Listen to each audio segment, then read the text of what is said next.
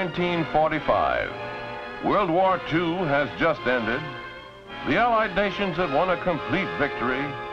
The world is at peace once more. Do you remember how Bergen County looked in 1945? It was relaxing country living. Our suburban areas, for the most part, were undeveloped. Our countryside was picturesque with cornfields. Perhaps many of us remember the countless acres of wastelands and marshes with their familiar cattails. Here and there, one could even find an old-fashioned general store, which often doubled as the town post office. Yes, Bergen County was growing, but the pace was leisurely. The growth, barely noticeable. But the moment wartime restrictions were lifted on steel and other critical materials, things began to happen. Bergen County was on the move. With dramatic suddenness, fields were uprooted, woodlands were cleared, large housing and apartment developments began popping out all over. The building boom was on.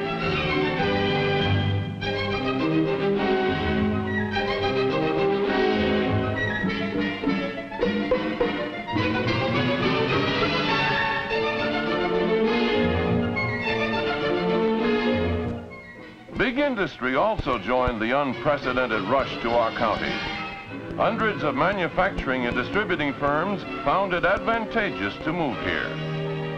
Sprawling meadowlands gave way to huge industrial centers.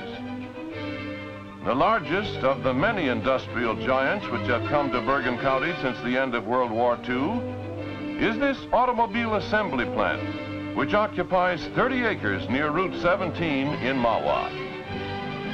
As our population skyrocketed, schools became overcrowded, as did our churches.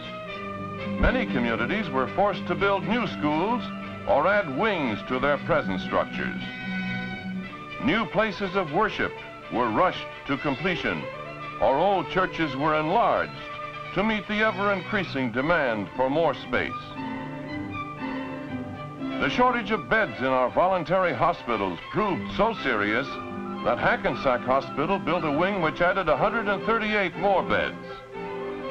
Englewood Hospital increased its bed capacity by 100. Holy Name Hospital enlarged its facilities to add 116 more beds. Hasbrook Heights Hospital built a new wing. The hospital was built in Ridgewood with a bed capacity of 110. Construction of still another new hospital in Westwood began in 1957. The impact of the county's sudden and spectacular post-war growth was equally felt by the public utilities. Here is the new reservoir of the Hackensack Water Company, completed in 1956 to increase its water reserves by 5.5 billion gallons. Rising in the meadows of Ridgefield is this huge electrical power station of the Public Service Electric and Gas Company, on which construction started in 1956. This generating station will have a rated capacity of 580,000 kilowatts.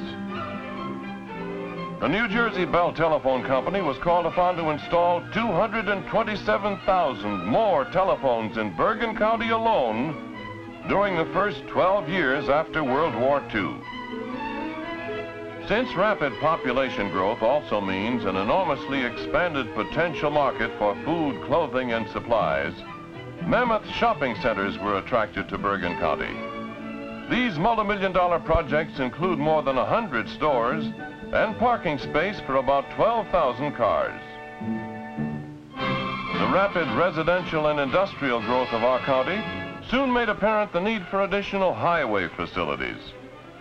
Among the first to be built was the Palisades Interstate Parkway, linking the George Washington Bridge with New York State. The fabulous New Jersey Turnpike divided the meadowlands of eastern Bergen County. The Garden State Parkway was extended from Passaic County, cutting through the old celery farms in Paramus and the apple orchards in the Pascack Valley to connect with the New York State Thruway. However, such progress had its price. hundreds of homes in the paths of these modern fast-speed superhighways had to be moved or demolished. Concrete and asphalt were beginning to replace the once familiar green look of historical Bergen County. Our county-owned roads, which, like our state highways, had been adequate only a few years ago, were suddenly outmoded. The Board of Freeholders launched a long-range road rebuilding program. Priority was given, for example, to the widening of Forest Avenue and Schralenberg Road, two main county arteries. Major county bridges are steadily being replaced by larger and more modern spans.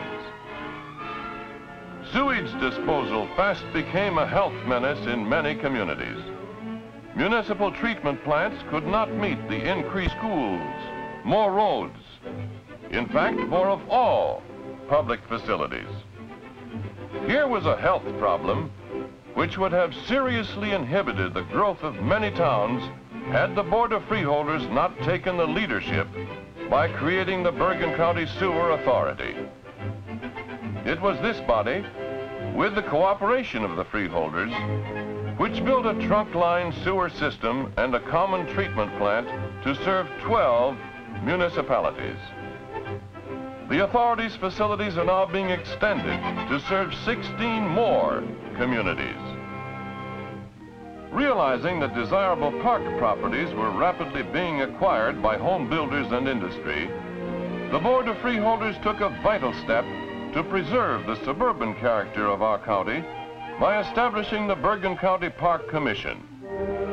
More than 3,000 acres of desirable land have since been acquired for park purposes, and many areas are now opened for public use. As the county continued to grow, it became apparent that there was a need for a specialized county-wide educational service. Again, the freeholders took the initiative by constructing the County Vocational and Technical High School, which today has an enrollment of 700 students. The school is also used for adult education in the evening. To help meet the critical need for additional hospital facilities in Bergen County, the Board of Freeholders built this 9-story county hospital in Paramus. Opened in 1953, it has a bed capacity of 365. When many communities were faced with still another problem, that of refuse disposal, the freeholders sponsored a sanitary landfill operation in the Overpeck Meadows. This project not only is assisting towns in the disposal of their refuse, but is also reclaiming vast acres of wasteland for future use as a county park. No agency or facility in the county could escape the post-war pressure of a steadily mounting population. Courtroom and jury room space became seriously inadequate. There also developed an urgent need for more county administrative space.